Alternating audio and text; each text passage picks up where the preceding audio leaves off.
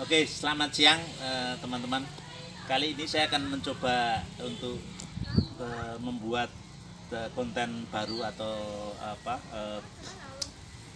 cerita baru tentang sejarah. Kali ini saya bersama Mas Erwito Wibowo. Beliau adalah tokoh budaya di Kota Gede, banyak tahu tentang sejarah.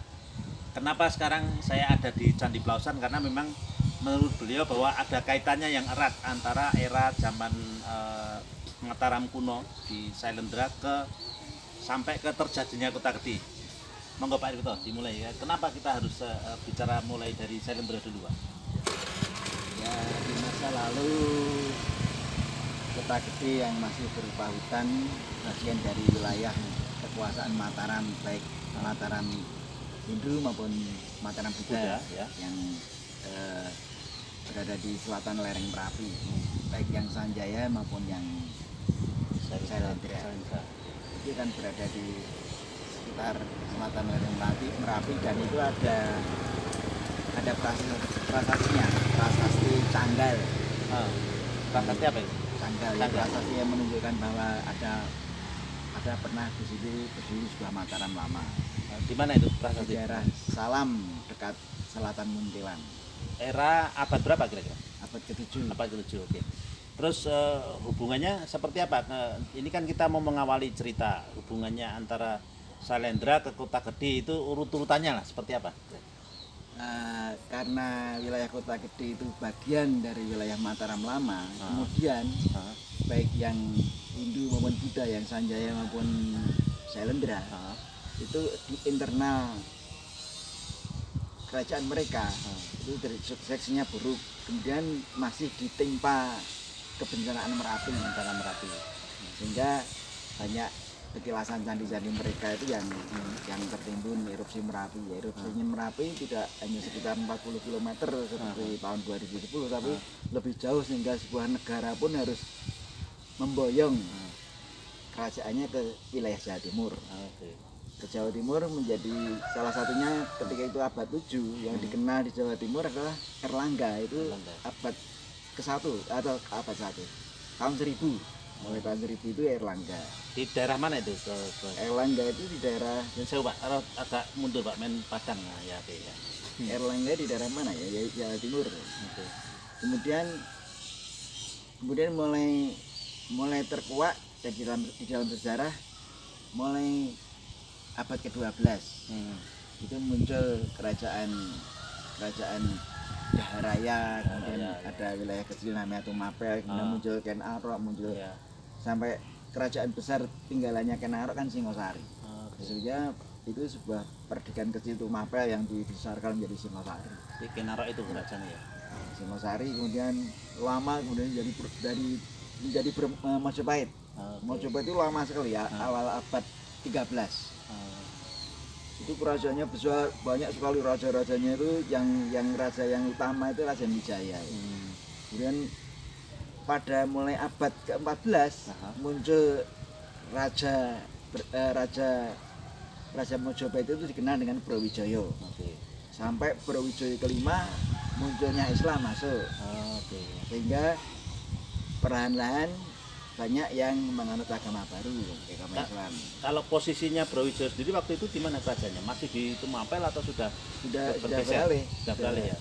Sudah bergeser di daerah mana ya Brawijaya? Bukan yang di Trawulan, bukan ya? Mungkin ya di Trawulan. Ya, oke ya. Kemudian Brawijaya kelima itu diserang oleh negara tetangganya Giriwardhana.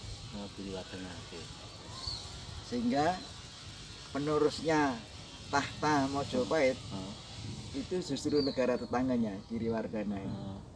Girindrawardhana. Rajanya enggak ngerti siapa? Namanya Brawijaya ke-6 dengan nomor iya. itu. Kemudian sampai Brawijaya ke-7. Nah, sampai ke Kota Gede itu Brawijaya kelima itu punya istri permaisuri, namanya dari keturunan orang Wanda itu apa ya, orang perempuan kulit hitam. Itu menurunkan Ketas Pandawa, punya anak. Setelah Ketas Pandawa itu punya anak yang lain, kemudian sampai Ki Ageng Selo, Ki Ageng Ngerang, Ya. kemudian sampai Ki Ageng Nis, kemudian Ki Gede Pemanani. Oke. Itu kan merasa keturunan Majapahit, kemudian Majapahit porak-poranda, keturunannya banyak melakukan pelarian, ada yang ke Bali, ada yang menuju ke barat. Nanti banyak pelarian itu yang salah satu pelarian itu yang punya obsesi meneruskan kejayaan Majapahit itu tadi Ki Gede Pemanan. Dia bersama 3 orang menyamar sebagai orang biasa, bertempat tinggal di Selo dekat Grobogan Purwodadi.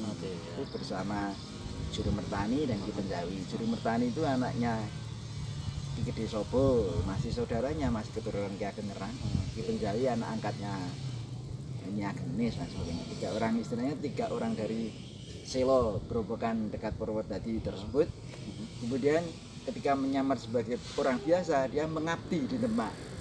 Sudah ada kekuasaan Demak, penerus dari Raden Patah.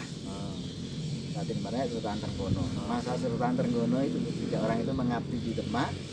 Mereka berguru pada Sunan Kudus. Bertiga itu.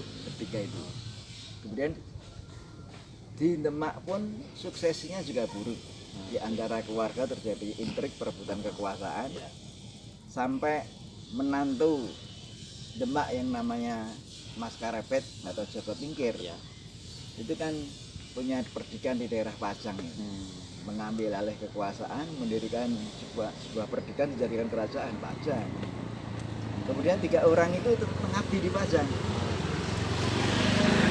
Itu tadi Pemanan, Penjawi sama Penjawi, Pemanan dan Juru Mertani itu mengabdi di kekuasaan, baru mengabdi pada Joko Tingkir yang kemudian bergelar jadi Hadiwijoyo. Itu di Pajang. Mereka kemudian berguru pada Sunan Kalijogo. Guru yang berbeda. Sunan Kudus sangat saklek, sangat puritan. Sementara Sunan Kalijogo sangat luas. Dia berguru pada 2 orang di 2 tempat yang berbeda. Terus itu setelah itu mereka kenapa bisa terus muncul Kota Gedenya itu, di Kota Gede itu? Nah, ketika Hadiwijoyo kepingin memperoleh gelar Sultan, dia mencari rekomendasi di Giri, di Sunan Giri, di Gresik. Sunan Giri itu salah satu keturunannya orang yang menyebarkan agama Islam di Jawa, pakunya penjara Islam di Jawa. Itu Sunan Giri. Kemudian ketika Hadiwijoyo sebagai raja Islam setelah dari Pajang dari Demak kan Pak Islam.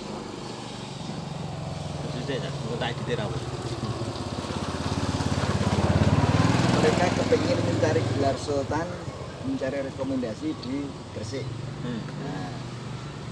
Disaksikan banyak orang, termasuk Ki Gede Pemanan,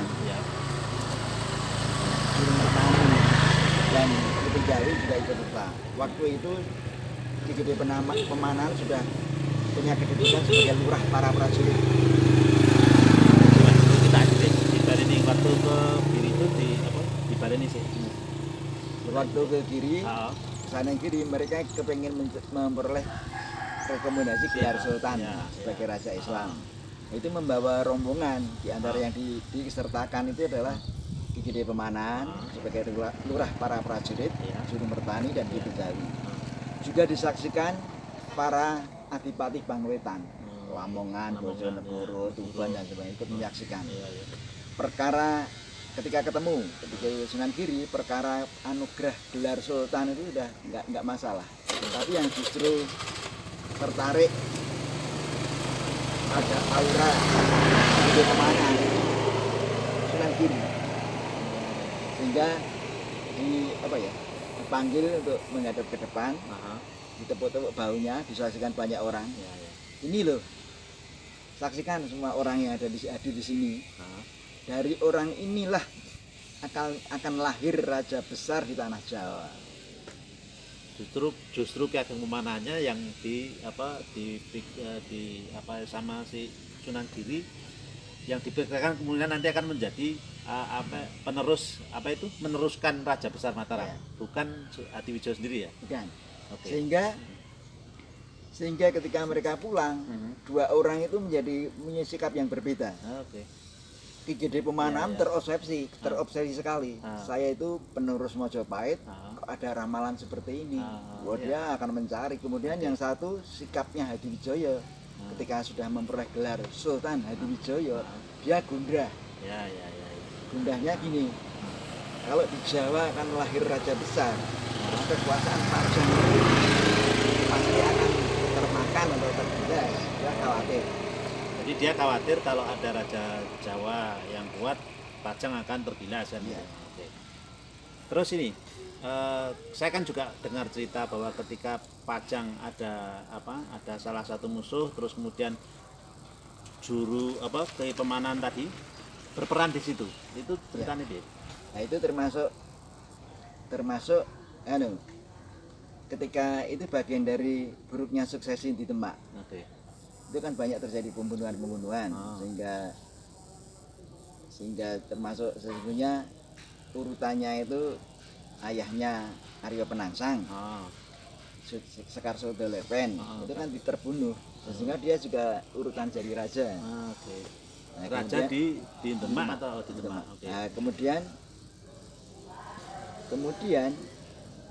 Demak itu terutama Ratu Kalinyamat juga, suaminya kan dibunuh juga, sehingga mereka dendam. Ini yang jadi halangan adalah Aryo Penangsang, anaknya Sekar Sodelepen, yang sangat mengganggu kekuasaan Demak, sehingga mereka mengadakan sayembara. Termasuk yang berperan adalah Pajang yang berinduk Semang di Demak itu kan juga sudah jadi kerajaan, juga ikut mengumumkan, sampai diumumkan sekali tidak ada yang menyanggupi, karena melihat Aryo Penangsang sangat kokoh, sakti, kuat. sakti. Oke. Sementara Ki Gede Pemanan ya sudah tua. Yang satunya Ki Penjawi lagi. Enggak, yang bikin sayembara itu Sultan Hadiwijoyo atau dari Demaknya? Yang membuat sayembara itu dari Demak. Dari Demak. Ya. Terus Hadiwijoyo juga ikut membantu Demak. Membantu. Memang pada waktu itu Hadiwijoyo masih gabung sama Demak ya. Terus waktu itu rajanya masih siapa yang di Demak? Sultan Trenggono. Sultan Trenggono. Dan penerusnya ya, sehingga ketika diumumkan siapa yang bisa membunuh gangguan ini, Aryo Penangsang akan memperoleh hadiah tanah Mentawai.